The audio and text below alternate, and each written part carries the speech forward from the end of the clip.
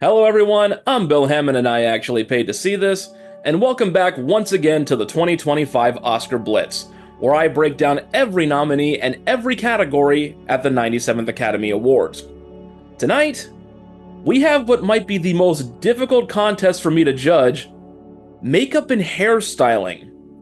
Normally, this is one that I get out of the way as quickly as possible because clearly I'm the least qualified person to pick this apart. I mean, I've had the same haircut for the last 20 years, and the only times I've ever worn makeup were like for Halloween or being in a stage play, or the very rare case where I'm on camera for a professional shoot.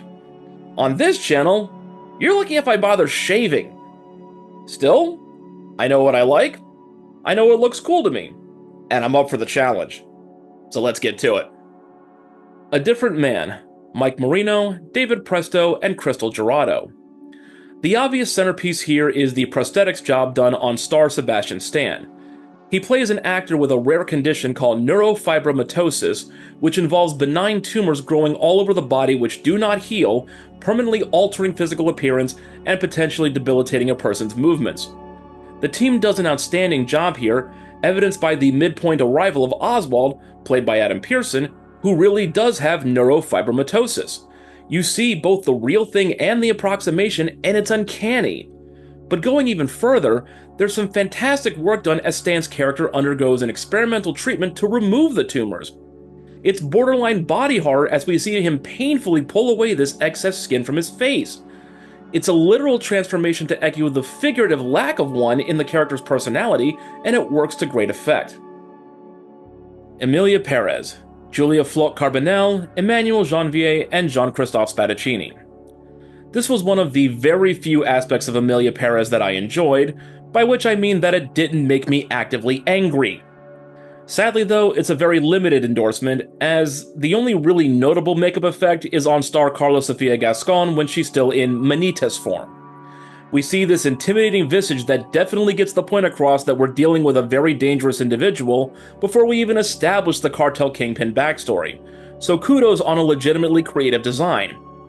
Apart from that though, we basically get nothing, and it's especially jarring when we see Emilia in all her glory. The Busby Berkeley-esque vaginoplasty numbers said unequivocally that they could make anyone look convincing with a sex change so that no one would be able to tell the difference. I know that they went with a different doctor in the film, but let's live and die honestly here. Did any of you look at Emilia and think, oh yeah, no chance she was born a male? Come on. No matter how they tried to hide it with dialogue, you'd be able to spot her masculine features a mile away, and the HMU team did nothing to mitigate that for the sake of suspension of disbelief. Nosferatu, David White, Tracy Loader, and Suzanne Stokes-Munton. One of the big mysteries heading into Robert Eggers' remake was how he'd render our main baddie, Count Orlok. Perhaps the best decision of the entire film was not attempting to mimic the classic look from the 1922 original, instead opting for a completely new design.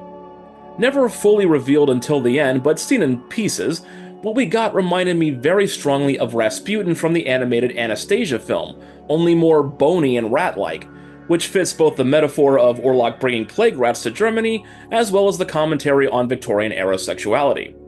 In order to defeat him, the repressed Ellen must willingly give her body over to something so monstrous and grotesque that would never be consented to under normal circumstances.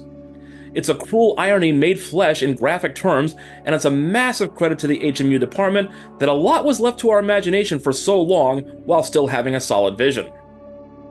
The Substance, Pierre Oliver Persson, Stephanie Guillon, and Marilyn Scarcelli. Oh my god, where do you even begin with this? I'm not even sure what I'm able to show here because of how detailed and gory this monumental task was. The use of prosthetics and practical effects throughout are inspired to say the least, superb body horror that would make David Cronenberg and Tom Savini proud. From Elizabeth birthing Sue from her back, to the degradation of Elizabeth through Sue's abuse of the stabilizers without switching, to the monstrous final form that makes the climax into a giddy splatterfest, every major set piece is a masterclass in how to do mind-blowing makeup. But even in the more subtle moments, the work is superb. Margaret Qualley noted in interviews that her nude scenes involved a prosthetic chest based on what the male gaze considers an ideal pair of breasts. When Elizabeth flakes on her date with Fred, she spends several scenes applying and removing normal cosmetics in front of the mirror to demonstrate her lack of self-worth. Dennis Quaid is constantly made to look like a sleazy producer who tries just a bit too hard to hide his own aging. Even without the more extreme demonstrations, the makeup is a major driving force of this utterly batty story, and I absolutely love it. Wicked Part 1, Frances Hannon, Laura Blunt, and Sarah Newth. This is the most utilitarian entry of the bunch, but that doesn't mean it's not worth some praise. Essentially, there are two elements working through the entire film. The first is the fact that pretty much everyone has a wacky hairdo, and the second is Elphaba's green skin. It all looks basic, but it requires a lot of work and time in the chair, because not only does the team have to keep these hairstyles in place for entire shooting days, but when it comes to Cynthia Erivo, they have to make sure the green looks like a natural skin tone, not just face paint that can dry out, crack, and peel. That requires constant touch-ups and monitoring, to say nothing of the fact that they had to invent a new shade, which they dubbed Cynthia Green, so as not to run afoul of copyrighted images from the original Wizard of Oz from 1939, which are owned by another studio. They couldn't even give her the Wicked Witch's trademark mole like Margaret Hamilton's because it's trademarked. So yeah, this isn't as flashy as the other contenders, but that doesn't discount the difficulty of the work. So, while I am far from an expert in this field, here's how I rank the nominees.